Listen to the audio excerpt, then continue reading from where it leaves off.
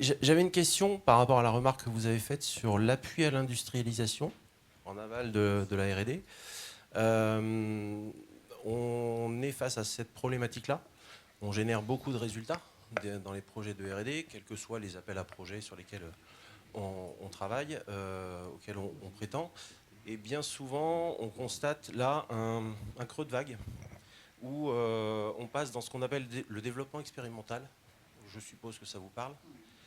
Ce développement expérimental qui est, il ne faut pas se le cacher, très mal financé et qui est pourtant la marche qui manque pour aller vers l'industrialisation. On parle là, dans la maturité technologique, du TRL 6, celui qui permet ensuite de courir vers le 7, 8, 9. Et est-ce que, vous avez parlé du CIR, qui est un appui très important à l'innovation, mais qui, à ma connaissance, est plus axé sur les TRL un peu plus faibles, en dessous de 5.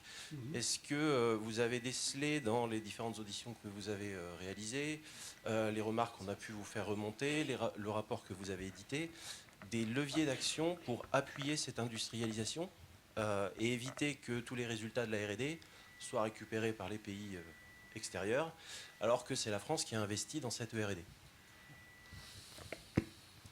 Alors tout à fait, ça a été complètement pointé par les auditions. Je crois même avoir entendu le terme de vallée de la mort. Voilà, bah, oui, j'avais pas vu là. Et donc effectivement, l'idée c'est bien, notamment à travers l'accès à des financements.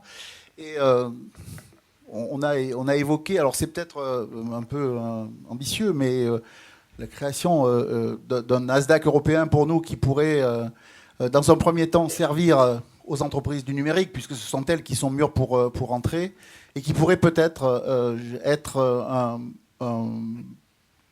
moyen pour les une fois qu'il sera mature, je dirais, sur le secteur du numérique, qui permet aux entreprises industrielles d'accéder à des financements. Alors, l'ASDAC, c'est peut-être un peu l'étape au-dessus, mais s'il y a cette perspective, pour nous, ça renforce peut-être un petit peu l'étage en dessous. Et ça permettrait à de nombreuses entreprises de pouvoir accéder à des fonds, sachant qu'on attend quand même aussi beaucoup des grands groupes qui pourraient, dans certains cas, intervenir et appuyer ce qu'ils ne font quand même pas beaucoup. Hein. Moi, j'ai plutôt eu l'impression, dans les quelques auditions, je ne citerai pas de nom ici, mais d'avoir en audition des prédateurs plus que des partenaires. Je peux me permettre de réagir, Jacques, ou peut-être la personne de Monsieur Fournier de BPI. Enfin, pour réagir à vos propos, la question qui est posée effectivement sur cette fameuse vallée de la mort, alors elle n'est pas vraie pour toutes les entreprises, toutes les PME. Celles du numérique ont une vallée de la mort peut-être un peu plus faible parce que leur besoin d'industrialisation est finalement assez incrémental par rapport à celle de l'industrie qui est très exponentielle lorsqu'elles doivent franchir des paliers assez conséquents. Et donc déjà, il y a une différence, une gentrification un peu de cette vallée de la mort. Le deuxième point, c'est que cette collaboration public-privé, vous parliez du financement privé finalement, puisque le Nasdaq c'est une forme de financement privé. On sait que sur ces sujets-là, notamment parce que votre titre de rapport est lié à l'industrialisation, on sait que le financement privé sur ces TRL-là n'est pas du tout au rendez-vous parce que les rentabilités attendues sont pas là. Donc du coup, on se retrouve à être dans des mesures où finalement cette question-là, elle est aiguillée peut-être vers le mauvais partenaire entre guillemets financier. Un retour d'expérience que nous on a pu avoir avec des PME. Il y a eu une période d'innovation un peu dans les appels à projets pendant le Covid, où il y a plein de choses qu'on nous disait avant, c'est pas possible de faire telle ou telle mesure, tel après le projet.